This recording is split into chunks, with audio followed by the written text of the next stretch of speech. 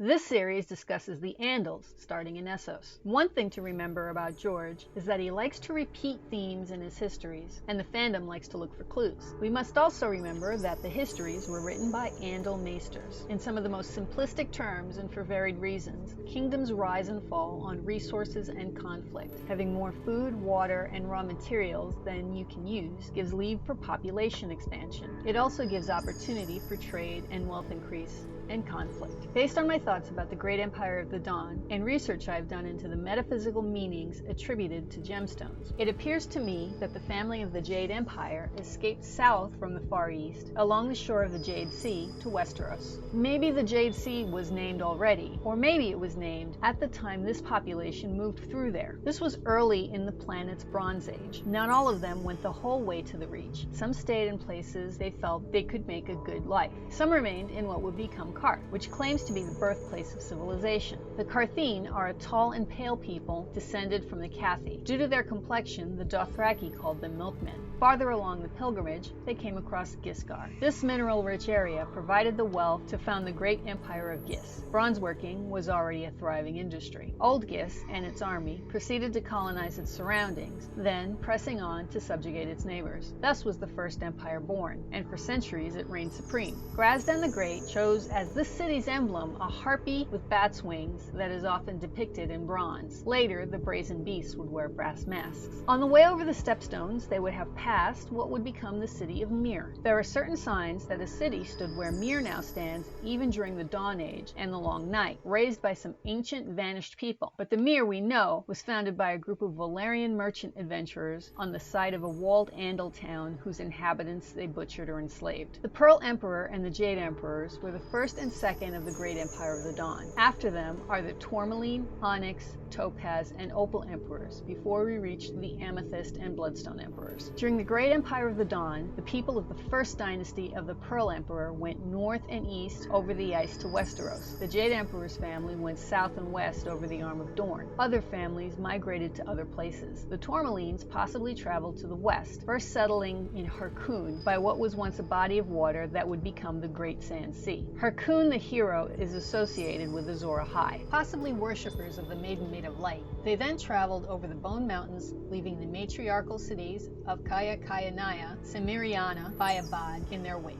The rest, the Fisher Queens, established themselves on another body of water, the Silver Sea, in a floating palace similar to Greywater Watch of the Reeds. The children like Ithakevron lived in a forest to the north of the Silver Sea. Some maesters believe that the first men originated here before beginning the long westward migration that took them across the Arm of Dorne to Westeros. The Andals, too, may have arisen in the fertile fields south of the Silver Sea. After the first few families, another gemstone family, Topaz, from the Great Empire, traveled along the south edge of the Silver Sea and headed toward the Axe in the northwestern corner of Essos. Before they learned of iron, they could trade in tin for bronze making. The Andals originated in the lands of the Axe, east and north of where Pentos now lies, though they were for many centuries a migratory people who did not remain in one place for long. From the heartlands of the Axe, a great spur of land surrounded on all sides by the Shivering Sea, they traveled south and west to carve out Andalos, the ancient realm the Andals ruled before they crossed the narrow sea. Ib appears very important to the history of this area. The Ibbenese are thought to be either ascendant or descendant of the Hairy Men.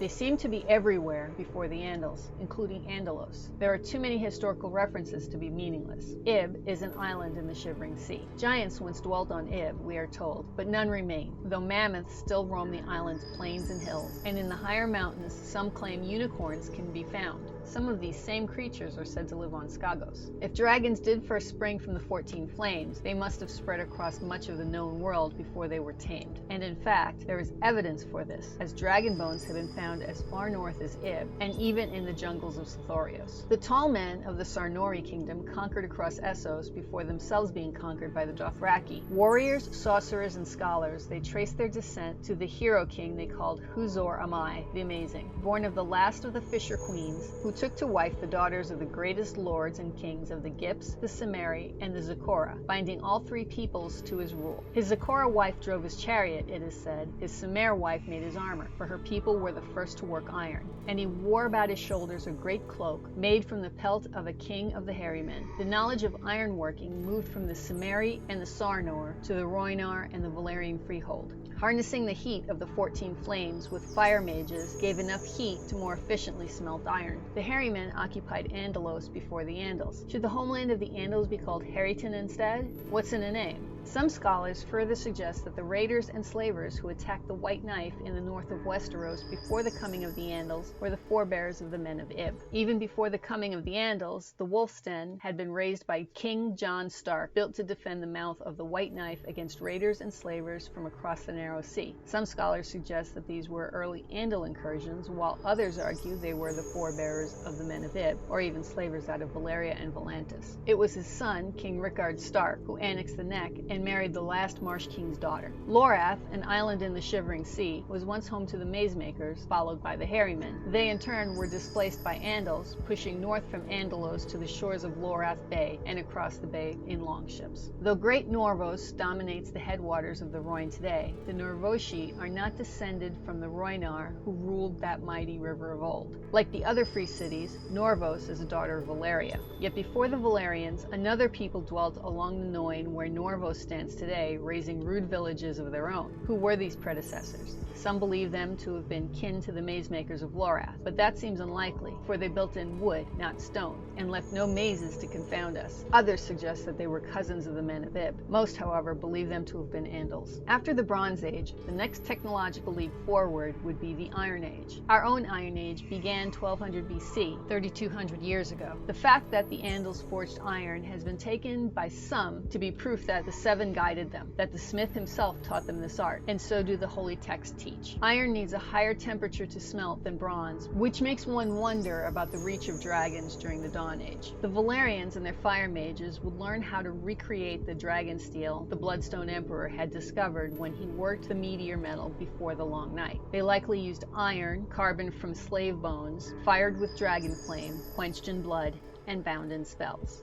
The Valerians funded an empire with these weapons and trade. Worldwide, major families would covet Valerian steel sword. With slave labor and dragon power, they would produce superior works of civil engineering. A monopoly on the commodities of dragon bone and Valerian steel would underpin their economy. By 4700 BC, they would cause the fall of the Giscari Empire. Would this have been when the Andals first got the idea to invade Westeros? The Valerian freehold set up what they called daughter cities, the free cities. Some were established directly, some conquered. In the histories written down by the Andalmeisters, the Andals were manly, warlike, and fought each other for thousands of years until Carlon the Great united Lorath and strove to be the king of all Andals. Then, after 20 years of conquering petty kingdoms, he made the mistake of attacking Norvos, one of the daughter cities, and the wrath of the freehold descended upon him. 100 dragons showed up and chased the Andals back to the axe. Distances meant little unless to the dragon lords in the summer of their power, however. It is written in the fires of the freehold that 100 dragons took to the skies, following the great river north to descend upon the Andals as they lay siege to Norvos. Carlon the Great burned with his army, and afterward the dragon lords flew onward, bringing blood and fire to the Isles of Lorath. Carlon's great keep went up in flames, as did the towns and fishing villages along his shores. Even the great stones of the mazes were scorched and blackened by the firestorms that swept across the islands. It is said that not a man, woman, or child survived the scouring of Lorath. So hot did those fires burn. According to history, the Andals were chased back to the axe and headed to Westeros. If this was around 1336 BC, then this calls into question the claims that the Andals originally invaded Westeros 6,000 years ago. 6,000 years ago is 2,000 years after the Long Night and before the rise of Valeria at 5,000 years ago. This gives credence to the thought that there was more than one wave of Andal migration, with the final one being 2,000 years ago that follows the narrative that they were chased out by the Valerians. The next videos will discuss the invasion, the Faith of the Seven, and their objectives. Thanks for watching.